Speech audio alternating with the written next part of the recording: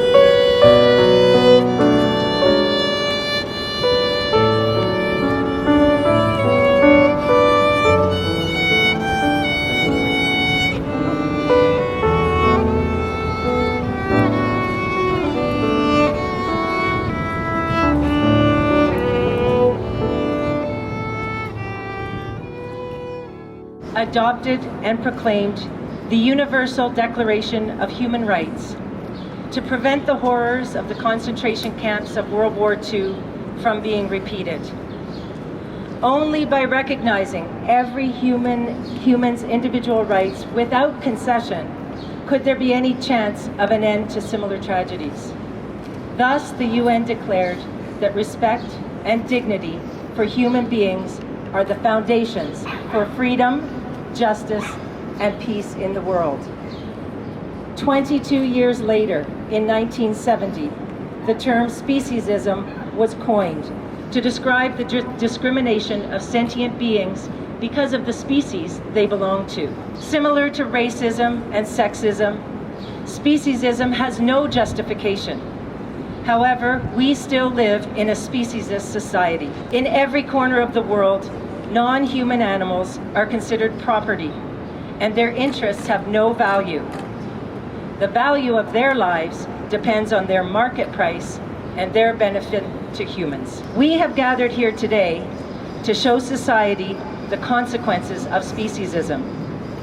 Each and every one of these dead animals was once a living being, just like us. They all wanted to live their lives, but speciesism didn't allow it. They suffered because they weren't born human. We are here today in deep sorrow. We mourn for all of them. We mourn for all the animals waiting their turn in slaughterhouses. We mourn for all those suffering in labs, circuses, zoos, aquariums, and marine parks. We mourn for the ones who die in traps, bull rings, and fishing nets. We mourn for those who die on our city streets and who are left to be run over again and again. But even as we mourn, we are filled with hope. Hope because we see how many people every day are waking up to this injustice. They are becoming aware that there is no need to live off the lives of other animals, that there is another way. We are hopeful as we see more and more people decide to live a vegan lifestyle, and we are hopeful to see more and more people like yourselves step up and become activists. That the animal rights movement is a legitimate movement and necessary if we are to live in peace with others on this planet. So please do not despair. You are part of the most altruistic social movement in history. You are the seed for a better tomorrow. You are the hope, the only hope for trillions of animals. Raise your head up high and say, I am part of the animal rights movement. Where society has normalized the unthinkable, I will normalize the challenge against speciesism. For the animals, for a better world, towards veganism and an end to speciesism. Because this is our planet, but it's theirs too. Like this, the fourth, the fifth, the minor fall, the major lift, the baffled king composing hallelujah, hallelujah, hallelujah, hallelujah. When blood and tears subside, everything will be so calm and green from side to side. Animals like me and you will share this place in peace, and there will be no suffering, just joy and love and ease. But until that day is here, we will meet on the Rainbow Bridge, where there will be no difference between man and cow and pig. We will hug and kiss and play all day, just like children do. And then we will apologize for what we did to you. And even in these moments, we wanted you to know that we see you, we hear you, we feel you, we love you, that you are not alone. You are not alone, even when you're gone. On this day, we stop everything else and give our attention to the most marginalized, most abused, most oppressed group on this planet, non-human animals. If they could freely talk and people would listen, their chorus of cries would drown out every other sound in the world.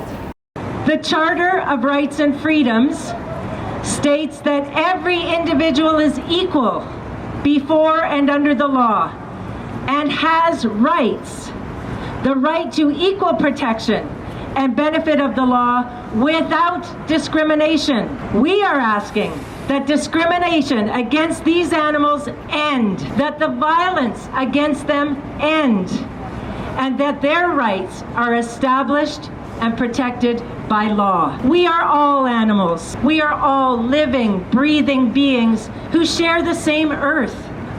We all feel pain and suffer when we are hurt or scared.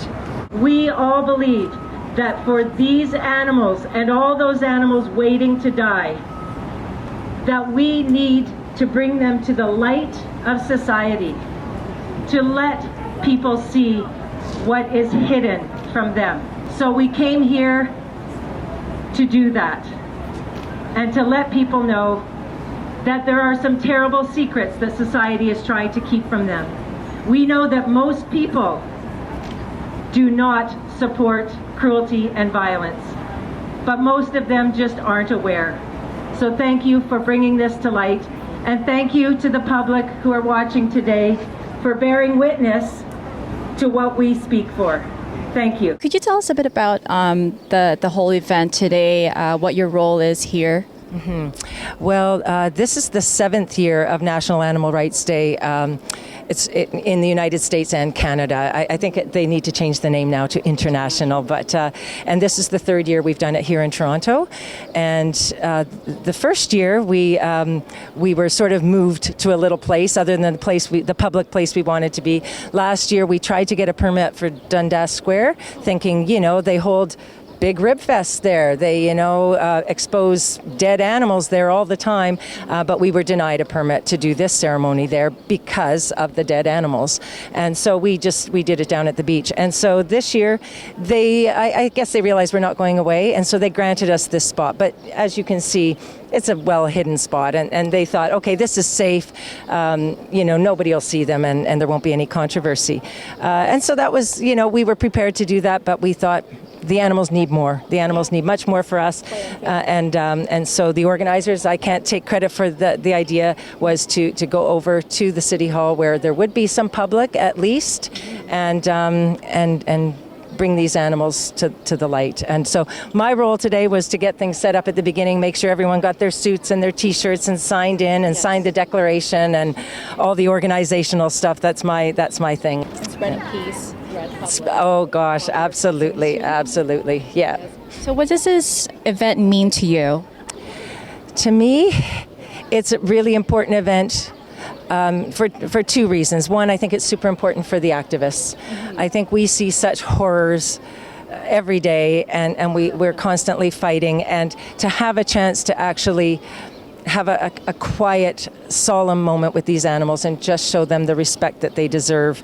And these animals represent all of the animals. So I think it's really important, and to empower activists and let them realize how special they are and how important the work they're doing, and to just, despite all of the tragedy, to stay hopeful and to keep fighting, because the world is changing. It's already changing. This past year, changes have happened. The other one really is to bring these animals to the public eye, and each year we want more and more of the public to see. Just now, I don't know if you saw, but Nicole, she's carrying a little piglet, and she's just so emotional. And we walked by, there was a couple standing there, and I took the shroud off of the piglet so those two people could look at that animal. And for most of us are good people. All it takes is a look to say, oh my God, something's not right here. And so ultimately that's our goal, is to bring these animals to ask the public to bear witness to what we see every single day. And so that's what this day means to me, is empowering activists, honoring the animals, and bringing the stories to the public. I just wanted to give one more important shout out, though, to Jenny McQueen and Carol Morocho, who do the bulk of the work in collecting these animals. They go to horrific places and find baby pigs in garbage bins, and a lot of the animals are donated from other people who have sanctuaries or whatever. And yeah, so I mean, the work that they do is just, it's beyond anything you can imagine. It's just fantastic. What were you holding today? I was holding actually one of my own chickens that I lost. So what was going through your mind as you were holding your own chicken? Well, all I could think about was the time that I had with Cheek, actually, and that because of the industry that we had received her from, that her life was cut shorter than it should have been, and just that this was my last moment with her. You said you got her from an industry, a slaughterhouse, you mean? She was used for eggs, and her egg production decreased, so she would have ended up in a soup pot. So at Milo's mission, we took her in, and she lived a lovely life and was quite kooky, but it was really great to spend one last moment with her. And how long have you been vegan for? 3 years. Vegetarian for 14, 15. And what would be your message for those who are still unaware, who are still thinking that it's okay to use these animals as commodities? The one thing that still goes through my mind when I see people sitting outside with a hot dog and their pet dog is, why would you love one but eat the other, or love one and wear the other? And when it comes to beauty, like, why love one but wear another, which is really the biggest message I can put up there. What does this event mean to you? Is just celebrating the lives of these animals that have passed, that no one paid attention to, and we're just recognizing them. And I think it's important because the people that see us, it makes them think twice about these animals, mice, raccoons, pigs, dogs, cats. They're all equal. One shouldn't be recognized more than the other. Right. And what has made you vegan? It was a bit of a process for me. Like, I've always loved animals, but I ate meat my whole life. That's how I was raised. That's how my friends were. But then there just came a point where I just realized I needed to start aligning my life to my values. And I think what really kickstarted that was seeing the "Why Love One But Eat the Other" ads on the TTC, and then just from there, I found out about Toronto Pig Save, and I felt like I needed to go to a vigil and see these animals myself. And then I feel like everyone needs to go through this process. It's like I feel like people would probably kind of be wary about it, but You need to, yeah, go to a vigil, bear witness to the animals being sent to slaughter. And that just clicked for me, and it motivated me to just change my life. And, now I have a clean conscience, and, I'm healthier, and, and I've learned a lot about the environmental effects, and I can talk to people about it now. And What was going through your mind as you were holding the piglet?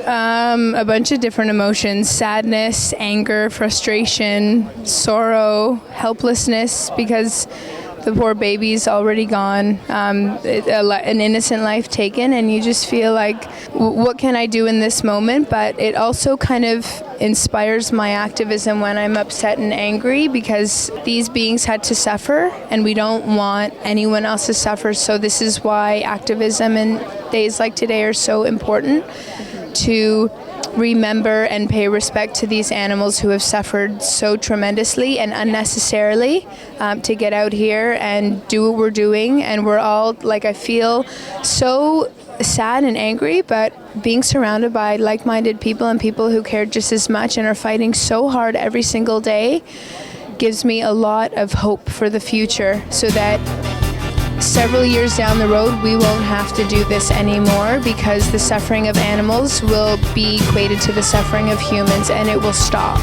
What would be your message for those who are still not aware, and people think that veganism is like a religious cult? Well, you know what? It's not a cult, it's a family, it's a community. I would say to those people, get yourself educated. There's so many resources online, in books nowadays. If you literally go and do a Google search, veganism, animal rights, animal activism, there's so many different resources on the web, in the libraries. It's becoming more and more mainstream. And it's not just a diet, it's not a fad, it is a lifestyle. It's a lifestyle in which you are not supporting any harm whatsoever to factory animals, to animals in marine parks, to animals in animal labs. It's all wrong, and I would say get educated and join this fight. It's a fight, it's a social justice movement, it's not a cult. It's a social justice movement, just like people fought for human rights all those years ago.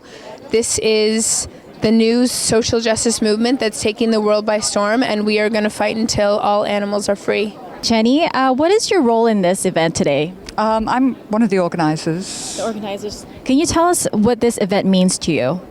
It's extremely special. It's an international event, so we're very proud to join with other countries around the world, and to bring the life of animals, the life and death of animals to the public, and to kind of honor our activists as well, who are working every day on the streets. Do you have any message for those who are still unaware, or want to join? You can do so much for the animals. We hold this event once a year, so there's an opportunity to join us next year. But in the interim, we've got animalrightstoronto.com. For next year's event, which venue do you think we're going to be at? We never really know. We like to be somewhere that's visible. We like to be somewhere that's peaceful as well. So those two criteria. What do you think it'll take for us to be out there in the public, like Dundas Square? Maybe now that we've... this year we're official, so Toronto City allowed us a permit this year. So now... So 2 years ago it wasn't allowed? It was still... No, they revoked our permit the first year, and then last year they refused the permit. Why do you think they refused the permit? It's really strange, because other cities around the world seem to welcome the event, whereas Toronto seems to be kind of backward in that regard. So I'm encouraged that this year they actually allowed it, and who knows, maybe next year they'll give us somewhere with a little bit more visibility. So Alex, how long have you been vegan for? I've been vegan about 5 years. 5 years. And what made you go vegan? I used to have a coworker who was vegan. I asked her why she was vegan, and she just gave me a list of documentaries. She was like, watch these. Yeah. So I watched Forks Over Knives, and I learned about just the health benefits of eating plant-based, but I wasn't vegan yet. And then I watched Earthlings, which was pretty tough to watch, and if you haven't seen it, you should go watch it. You can see it at earthlings.com, and it just highlights, the behind the scenes about how animals are treated in the food, clothing, pet, kind of scientific testing, all those industries, and it was just too much to bear. I pretty much cried through the whole thing, and immediately when that was done, I was vegan, and I've been vegan since that point. Really? Because I know a lot of people can't seem to make that connection even though they've seen a documentary. So what do you think hit you? I think, well, after that documentary, I ran into a friend of mine who was an activist, and I had never done any sort of activism in my life. And I ended up going to slaughterhouses and actually standing outside and bearing witness during vigils, so with Toronto Pig Save.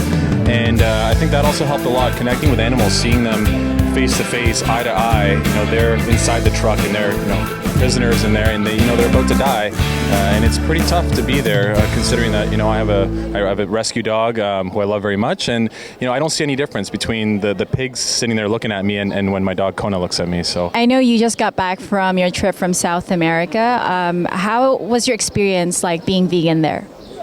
It was pretty good. I ran into a surprising amount of vegetarians and vegans while we were traveling, and a lot of people that found out that I was vegan always asked, like, "Oh, it must be so hard to be vegan when you're traveling," and it's actually not. Especially South America, they have a lot of fruit and rice, beans in their diet, so it was always pretty easy to find food. And there were some places in big cities that had delicious, like fantastic vegan restaurants, which you can find through Happy Cow. About the event today, how did you feel about it? It was very empowering. It gave us an outlet to get all our emotions out. A lot of people cried a lot, and it's probably the only day in a year that we have this ceremony for the animals. We had a handful of animals, but they all represent all those individuals that have been used and abused in society. And I know Jenny McQueen said that you're her soul sister. What was your role for today's event? I found Jenny and we kind of put it together, and then more people came in the role, so it all these key people that have helped it become reality. So personally, it was my dream to bring this kind of events to Canada, and we associated with National Animal Rights Day in the U.S. Right. So we become one under their name. My role with Jenny was to find the animals. Sometimes we just go to auction places, we go to farms, we never pay for these animals. We kind of just do some sort of dumpster dive kind of a thing. We want to look for the most abused in the food industry and in the fur industry as well. And what made you go vegan? My kid. Your kid? Yes, I was vegetarian for 6 years prior to her, and I attended this event and I was listening to this lady talking about the food and everything. I was like, yeah, I know. And then she showed this dairy video, and at that time I was breastfeeding my daughter, and it just, as a female, as a woman, as a mother, yes, that connection was so powerful. I just knew that I couldn't continue being part of this. As humans, as a species, we proud ourselves of being the most intelligent and the most powerful. So let's use that power to protect them rather than abuse them. How did you guys feel about today's event? Sad. What were you holding today? A mouse. And what about you? A piggy. Is that what you drew back there? Yeah. You guys don't eat animals? No. Well, how come? Because we are vegan and I love cutie itty bitty piggies. So, what about you? And I love all the animals, and I wanted to choose all the animals here because they're all so cute. We all have families. We all desire freedom and peace. We believe in the kinship of all beings and the possibility for us to coexist in harmony on this earth.